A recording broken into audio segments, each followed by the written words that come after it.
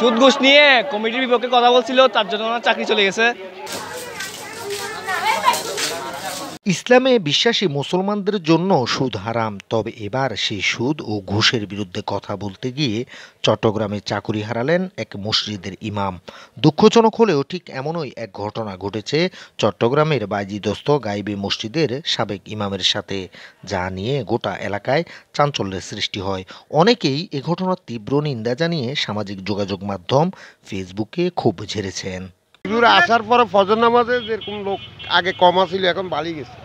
সভাপতিকে আমরা ফজর নামাজের সময় একবারও দেখি নাই। ওই ইমামের নাম মাওলানা মুহাম্মদ রবিউল করিম। তিনি বাইজিদের নয়ারহাট নেজামে হামজা এলাকার শাহ বখতিয়ার খা প্রকাশ গায়েবী মসজিদ নামক এই মসজিদটিতে প্রায় 2 বছর যাবৎ চাকুরি করে আসছিলেন। কিন্তু হঠাৎ মাসখানেক আগে তাকে মসজিদ থেকে চাকুরিচ্যুত করা হয়। ইমামের এমন বিদায়ে মসজিদের সুনাম প্রশ্নবিদ্ধ হয়েছে বলে মতামত সচেতন নাগরিকদের। এলাকাবাসী ও মুসল্লিদের অভিযোগ, মসজিদে সুদ ও ঘুষের ভয়াবহ পরিণাম নিয়ে ওয়াজ করায় ষড়যন্ত্র করে তাকে বিদায় করা হয়। আমাদের কলঙ্ক, এটা হুজুর বিদায় করা মানে আমাদের কলঙ্ক। ও আল্লাহ রসুল নিয়ে ওয়াজ করতো, ও সব কথা মানে কোরআন হাদিসের কথা বলতো। সময় হুজুরকে কে তো ফেলছে, হুজুরকে টাকা দেওয়ার সময় 60,000 টাকা দিছে, দেওয়ার পরে হুজুরকে বলে আপনি আমাকে 1,000 টাকা দেন। হুজুর প্রশ্ন করে কেন নিলেন আমার থেকে টাকাটা, উনি বলে এটা নিয়ে আপনার সাথে পরে হিসাব হবে। আমাদের মসজিদে বিগত 3 বছর ধরে চাকরি অবস্থায় আছে। উনি অনেক একজন ভালো মানের আলেম। এক সময় দেখা যায় তো আমাদের এলাকার যুবক বৃদ্ধরা নামাজ পড়তো না, এদিক সেদিক ঘোরাফেরা করতো। হুজুরের একটা ভালো বক্তার কারণে, সুন্দরভাবে মানুষকে বুঝাই দেওয়ার কারণে সবাই মোটিভেটেড হয়ে আজকে মসজিদমুখী হয়েছে।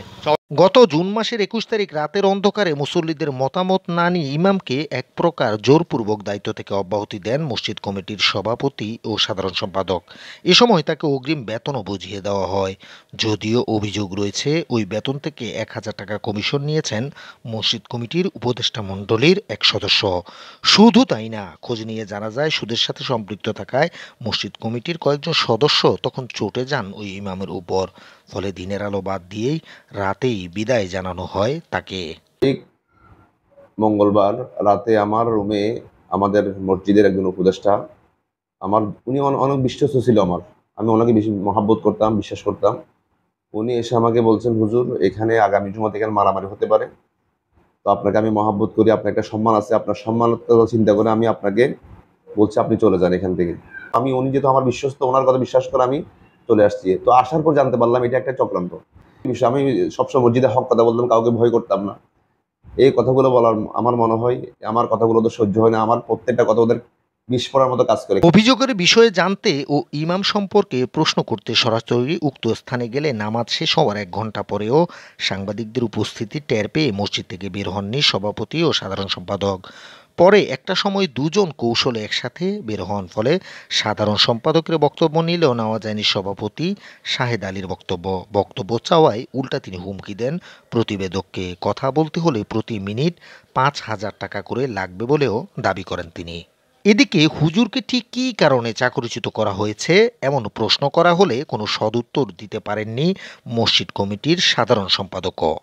পুরস্কার 38 এটা কোনো কথা না, এটা কত হইল যে কমিটির সিদ্ধান্ত মোতাবেক হয়েছে, এটা এককভাবে কোনো সিদ্ধান্ত না। এটা আমার সভাপতি আছে, আরও অন্যান্য সদস্যরা আছে, সবাই মিলে এই সিদ্ধান্তটা নিয়েছে। এর আগেও গত কয়েক বছরে বেশ কয়েকজন ইমামকে এই মসজিদ থেকে চাকরিচ্যুত করা হয়েছে বলে অভিযোগ পাওয়া গেছে। মসজিদ কমিটির এমন কর্মকাণ্ডে ক্ষুব্ধ এলাকাবাসী। সৎ ও মানবিক ব্যক্তিদের নিয়ে মসজিদ পরিচালনার দাবি স্থানীয় এলাকাবাসী সহ সচেতন মহলের। রায়হান হোসাইন, অনুসন্ধান 24, চট্টগ্রাম।